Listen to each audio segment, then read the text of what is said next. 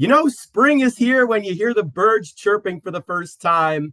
Baseball players are at spring training, and the top fantasy baseball analysts make their annual migration to Florida for the League of Alternative Baseball Reality Auctions. Hello, everyone. I'm Matt Deutsch here from Watch Party and Better Sports Network, joined by Steve Gardner, senior fantasy editor of USA Today and the commissioner of the LABR Fantasy Baseball Auctions. All this weekend, the top analysts will be bidding against each other to win the contracts for the top players in Major League Baseball in sunny Florida.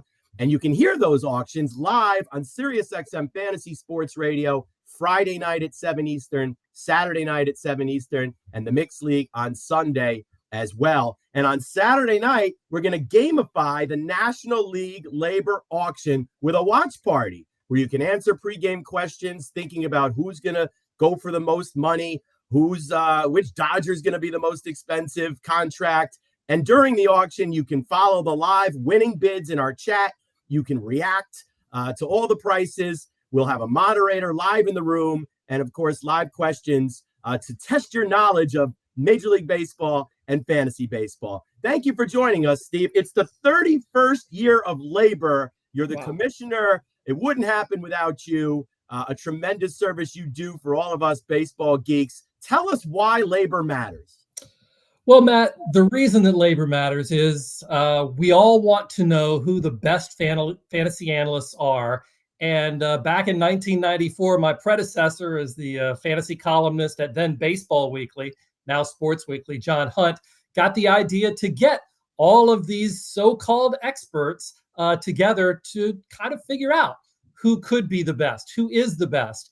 And we've continued that tradition. Some of the greatest minds in all of fantasy baseball congregate in one place. And the great thing, I think, for those who do auction drafts, there's really nothing like it. Being in the room, being in there live, and having to make those decisions in a split second. And the action is fast and furious. And you kind of see what people can do, how they react when they're under pressure. Because, you know, even though we've been doing this for so many years, we still kind of mess up. And I think when people are watching these or listening to these drafts, they can kind of pick up on those things sometimes when they happen, when bargains develop. And basically, once all the results are in, I think people, especially in the AL or the NL only leagues, get a really good baseline for what the dollar value should be in their own leagues. So a little bit of a spectator aspect of it, but also a lot of things you can take away.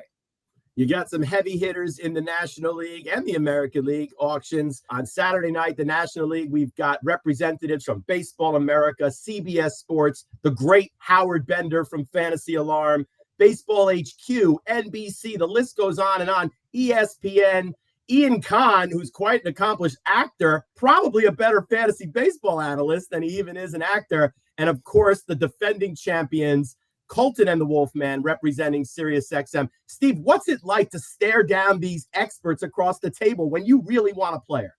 It's a tremendous amount of fun. And there's a lot of dynamics that you can't really see unless you're there at the auction table, where you will look at somebody, you judge body language, you judge the way that they call out their bids. And, when you're going head to head with somebody, that's when you really get those showdowns where you try and see and peer into their soul, if at all possible, to try and figure out exactly what their motivation is. There's really nothing like it. And especially if you get a guy that you feel like is a little bit of a bargain, there's that internal, that you want to scream, but you have to keep it inside of you because there's always somebody else that's up next. Let's get into the strategy here in the National League, the senior circuit. Where's the depth? What positions are strong? Where are the weak spots in the NL? Where do you see the really competitive bidding happening? Well, I'll tell you what. In the National League, you've got at second base, for instance, Mookie Betts is there, and Ozzie Albies, and then you've got a bunch of younger players there who can steal bases, who can hit for power. I mean, that's a really nice list of guys. So you might see, while it would be great to have Mookie Betts at the top of your lineup and on your roster, you might be able to get some bargains further down. I think the National League is deeper at second base, at shortstop, and kind of third base too, as opposed to the American League. You're going to really have to scrap sometimes to get those elite players, or to get the guys that you really like on your roster if you're in the AL. But the NL, there are going to be lots of players. I feel like maybe the more even tempered approach might be the way to go in the National League, as opposed to more of a stars and scrubs type strategy in the American League. We've seen a lot of wild spending in the past. Our friends Greg Ambrosius and Sean Childs usually lead that charge, winning 3, 4, 5 contracts in the first round. Mm-hmm. Then you see other people hold all their money back, start gobbling up player contracts in the middle. Sometimes those guys and girls finish before the heavy spenders. Is there a preferred way to go about it if you're drawing it up? Is every year different, or do you find that some people always go stars and scrubs, some people always kind of play the value game? No, I think once you've been in the league, and the personnel in the league are relatively constant from year to year, you do kind of figure out, this is what this type of person, this type of player is what this particular team owner likes. Or another, Doug Dennis, for instance, from Baseball HQ, who will be in the NL draft, likes to sit back and wait and doesn't necessarily have to roster a player in the first hour and a half of the draft. So you kind of get used to that. The idea, though, is you've got to tailor your strategy to what you do best. And, for me, when I'm in the room, I'm probably going to pick and choose, not really try and show my hand too much, but the personalities come into it. And I've been in a few bidding wars with Colton and the Wolfman over some players that we both like. And it's one of those where you have to have a strategy going in, but you can't stick with it to the point where it ruins you if something goes sideways that you weren't planning on.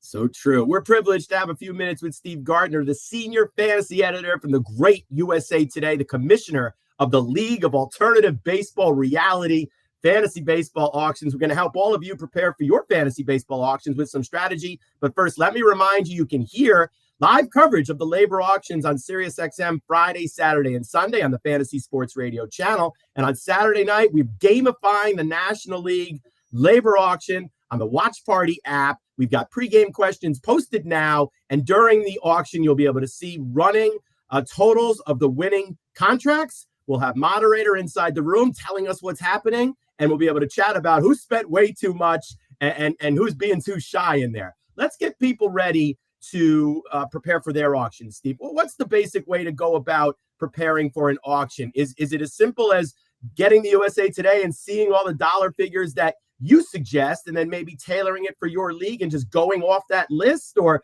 do you take your own evaluations into it? How does one who doesn't have a lot of experience in auctions prepare for something like this? Yeah, I think the easy way to get started is to use something like an auction calculator. You see a lot of those online at various different websites where you can plug in, your league settings, and it spits out, however many teams you have in the league, what's your total budget, and it gives you an idea of what the relative value should be. And then once you have those, then you can sort of adjust it to what you think and the players that you like, or you want to fade a little bit. I think that's the best way to get started. I like to make sure that I have tiers of players so that I know, if there are 4 first basemen that I really, really like, and a couple of them are off the board already, maybe I want to make sure to get one of those 2 and, use a little extra $1 or $2 to get one of those rather than have to go down to the next tier. I think just organize what's right for you. If you want to have more emphasis on pitching versus hitting, that's another way to distinguish your team. And what do you want to do? The one category, single category stats, stolen bases, generally pretty much on their own, saves pretty much on their own for certain players. And so just figure out that kind of strategy before you go in and have everything there. Know how deep you're going to have to go. Because getting to the end game, a lot of times is where drafts are won and lost, is knowing the players that you may have to go with for $1 or $2 at the end, getting a real productive guy versus a guy that you may just have to cut later sometimes can be a huge advantage. The LABR auction set the values on the players in Major League Baseball heading into spring training. It's basically your Bible if you want to start preparing for fantasy baseball season, and we're so excited to be part of it this year. Download the free Watch Party app in the Apple app and Google Play stores. We'd love to have you on Saturday night in our chat, following around all the prices and looking at the live questions and telling us if you think Ronald Acuna will go over or under $50 on his contract this year. Who will be the most expensive Dodger player? How will the rookies be handled? All of this to unfold Saturday night. We don't want you to give away your strategy, Steve, but how do we know if it's going well for you? If we look at your roster an hour in, 2 hours in, what should we look for on your team? I'll tell you what, if my roster has, maybe a couple of guys at each position, maybe 2 or 3 pitchers, maybe a closer, maybe an outfielder, a couple of infielders. If I have a balanced roster, that's probably a good indication that things are going well, and I'm plucking guys that I want and putting them into my lineup and giving myself maximum flexibility. I think one of the things that you want to make sure that you don't do is get yourself pigeonholed into a point where you need a shortstop, a second baseman, and a middle infielder, and you're 2/3 of the way into the draft. So just having that kind of roster flexibility, I think, is always a good sign for me. Well, we wish you a lot of luck in there. We'll be excited to follow the action. Some of our pregame questions will be, who will be the most expensive contract relief pitcher? Which New York Mets player will be the most expensive? Probably Francisco Lindor or Pete Alonso. Which Philadelphia Phillies player will be the most expensive? Which catcher in the National League, the Contreras brothers, Will Smith, JT Realmuto, or someone else out of nowhere, who will have the largest contract? How will these experts handle superstar power speed combination Ellie De La Cruz from the Reds? Probably someone's going to spend a lot on that contract. It all unfolds Saturday night at 7 Eastern, the LABR National League auction, live from spring training in sunny Florida, and you can follow it on the Watch Party app as we're gamifying it with live questions for prizes and live chat. And you can listen to it live on SiriusXM Fantasy Sports Radio. Steve Gardner from USA Today, thank you for some time. Safe travels down to Florida. You're going to have a great weekend. I'm so happy for you and all the guys and girls that'll be down there, and we'll be following along this weekend. Thank you, Matt. Appreciate it, and I'm glad to have you guys on board.